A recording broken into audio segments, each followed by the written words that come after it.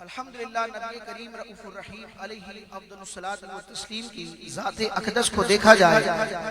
تو اللہ تعالیٰ نے جس طرح ساری مخلوق میں اپنے محبوب اعظم صلی اللہ علیہ وسلم کو سب سے افضل و اعلیٰ پیدا فرمایا، حتیٰ کہ نبیوں اور رسولوں کی جماعت میں بھی آپ کو امامت کا اور سیادت کا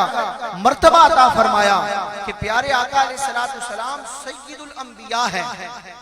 سارے نبیوں کے سردار ہیں، سارے نبیوں سے بھی افضل ہیں۔ خدا کی کل خدائی میں ساری مخلوق میں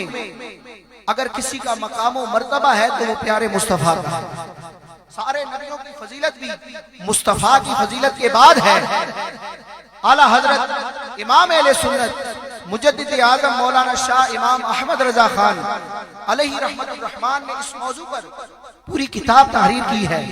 تجلی الیقین بان نبینا سید المرسلین، اور اس بات کو ثابت فرمایا ہے کہ پیارے آقا علیہ السلام سارے نبیوں سے بھی افضل و اعلیٰ اور سارے نبیوں کے سید و سردار ہیں، اور تقریباً 100 احادیث اعلیٰ حضرت نے اس موضوع پر تحریر کی ہے، اور یہ تو اہل علم کے لیے، اہل ذوق کے لیے ہے۔ عوام الناس کو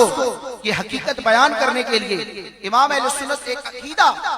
شعر کی صورت میں بیان فرماتے ہیں۔ آپ نے وہ شعر کئی بار سنا ہوگا، لیکن آج اس طور پر سنیں کہ ساری مخلوق میں فضیلت والے، عام لوگوں سے زیادہ برکت والے، فضیلت والے اولیاء ہوتے ہیں، اولیاء سے اگلا درجہ انبیاء کا ہوتا ہے، اور نبیوں میں بھی سب سے افضل و اعلیٰ پیارے مصطفیٰ ہے۔ یہ سارے اسلامی عقائد کا حصہ ہے۔ اعلیٰ حضرت فرماتے ہیں خلق سے اولیاء، اولیاء سے رسول، خلق سے اولیاء، اولیاء سے رسول، اور رسولوں سے اعلیٰ ہمارا۔ جس طرح پیارے آقا علیہ السلام سید الانبیاء ہے، معراج کی رات کے معاملے کو دیکھتے ہیں کہ مسجد اقصی میں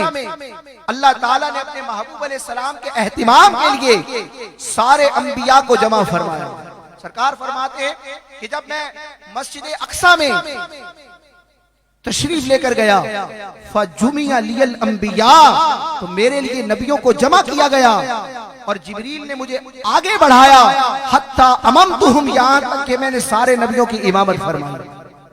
تو حضور سید الانبیاء بھی ہیں، امام المرسلین بھی ہیں،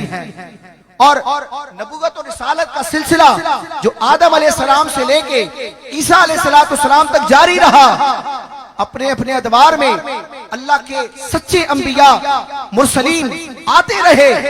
توحید کا اور رب کی شریعت کا،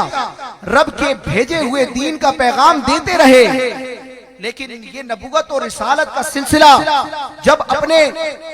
اختتام کو پہنچا، اپنے عروج بام پر پہنچا، تو اللہ تعالیٰ نے سارے نبیوں کے بعد اس دنیا میں اپنے محبوب اعظم علیہ السلام کو جلوہ گر کیا، اور حضور علیہ السلام اگرچہ زمانے کے اعتبار سے، امت کے اعتبار سے، شریعت اور کتاب کے اعتبار سے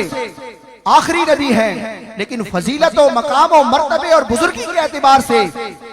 منصب نبوت عالم ارواح میں دیے جانے کے اعتبار سے حضور پہلے ہیں۔ اللہ تعالیٰ نے اپنے محبوب کو دنیا میں مبعوث فرمایا، اور آپ کے سر اقدس پر خاتم النبیین ہونے کا تاج سجایا۔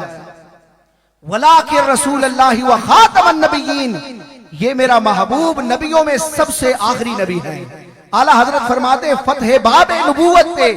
بے حد درود، فتح باب نبوت پہ بے حد درود، ختم دور رسالت پہ لاکھوں سلام۔ صحابہ